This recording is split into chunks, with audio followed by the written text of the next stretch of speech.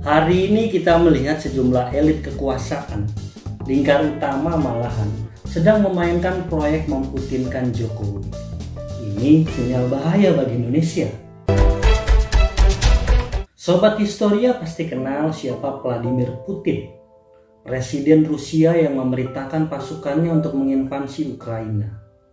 Tapi tahukah Sobat Historia, kalau Putin sudah berkuasa sejak tahun 2000? Putin memulai karir politik sebagai Perdana Menteri pada 1999 sampai tahun 2000 setelah penunjukan Presiden Boris Yeltsin. Dia menjabat Presiden Rusia pada Maret 2000 dan berlanjut pada periode kedua sejak 2004-2008. Dan karena ambisi kekuasaan yang besar, Putin pun mengakali konstitusi. Karena konstitusi Rusia melarang Putin menjadi presiden 3 periode berturut-turut, dia mondok dulu. Dia kembali menjadi Perdana Menteri untuk kali kedua. Habis syarat itu selesai, Putin kembali jadi presiden sejak 2012-2018. Kemudian periode selanjutnya 2018 sampai 2024. Artinya hingga 2024 mendatang, Putin akan menjabat sebagai presiden selama 20 tahun. Tapi cerita ini belum selesai.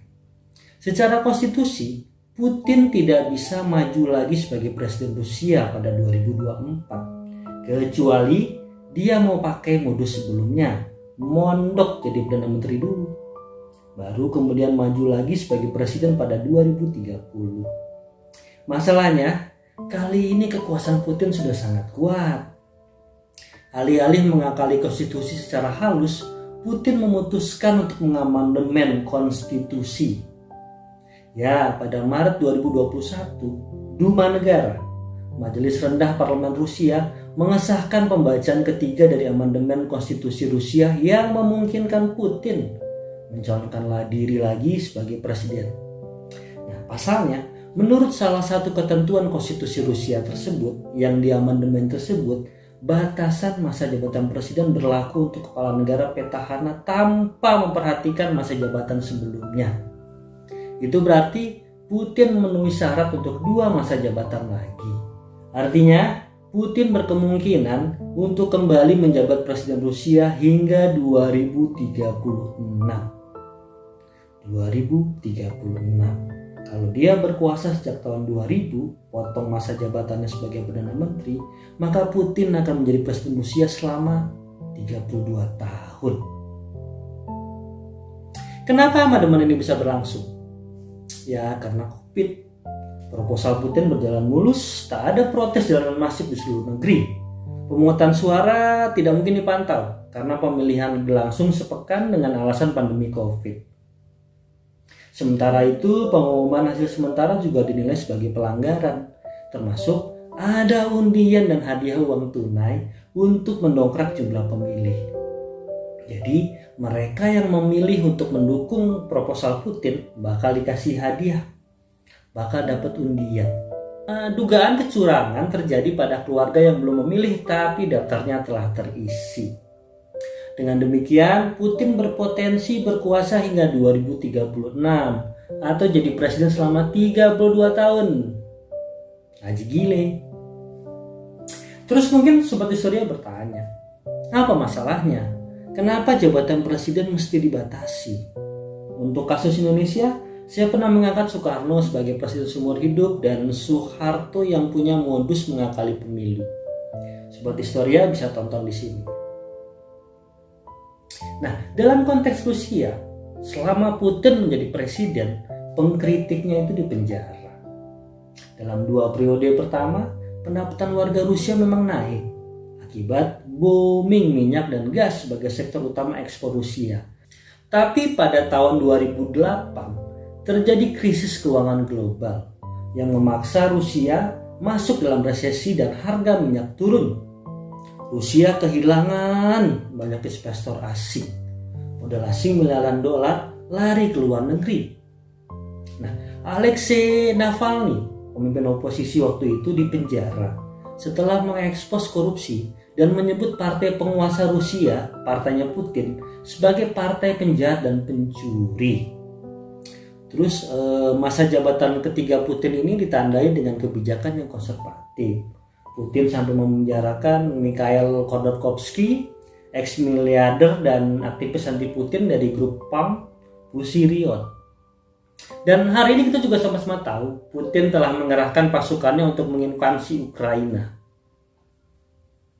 Jadi kisah Putin ini sebenarnya mirip dengan kisahnya Soekarno dan Soeharto.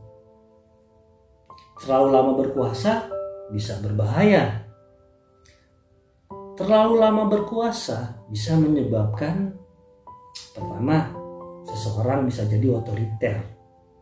Kedua, abuse of power atau menyalahgunakan kekuasaan. Ketiga, regenerasi kepemimpinan nasional bisa macet. 4. Seseorang bisa menjadi diktator. 5. Timbullah kultus individu.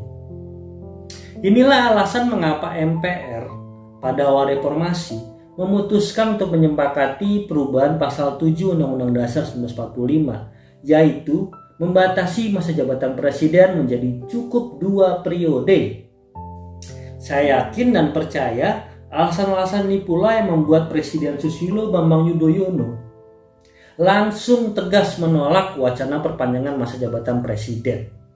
Herannya, kotak Pandora ini kok coba dibuka lagi. Baik tunda pemilu maupun presiden 3 periode. Dan kita sama-sama tahu ketika sebuah kotak Pandora itu dibuka, wah, susah sekali menutupnya. Dan yang membukanya bukan main-main. Ada ketua dan aktivis parpol, ada menteri dan menteri senior, bahkan sampai jualan data yang entah dari mana. Kayak Menko Luhut Binsar Panjaitan contohnya.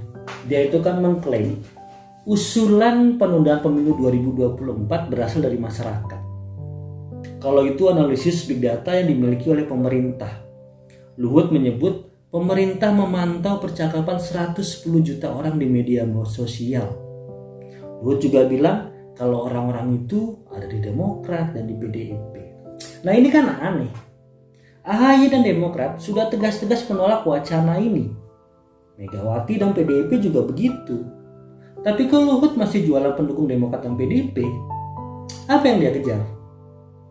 Selanjutnya, survei LSI dan LSN sudah menyatakan mayoritas publik menolak usulan penundaan pemilu 2024, apalagi presiden 3 periode. Dan berdasarkan survei LSI, mayoritas pendukung parpol menolak wacana itu. Kemudian ada yang namanya Ismail Fahmi, founder of Dawn and Treat. Dia juga meragukan big data Luhut. Data Velo bahkan menyatakan kalau 51,3% netizen berpandangan negatif atas pernyataan Luhut. Nah ini kan aneh. Katanya didukung, tapi reaksi netizen malah negatif. Jadi menurut saya ini akal-akalan untuk melanggengkan kekuasaan. Sama seperti Soekarno, sama seperti Soeharto, sama seperti Putin. Bedanya Presiden Jokowi masih malu-malu mau. Buktinya jawabannya ambigu. Taat konstitusi tapi bersikap netral atas wacana ini. Artinya jika konstitusi diamandemen, bisa saja Jokowi maju lagi. Jadi kelihatan kan? Ada yang coba menjadikan Jokowi seperti Putin. Bahaya. Sungguh bahaya.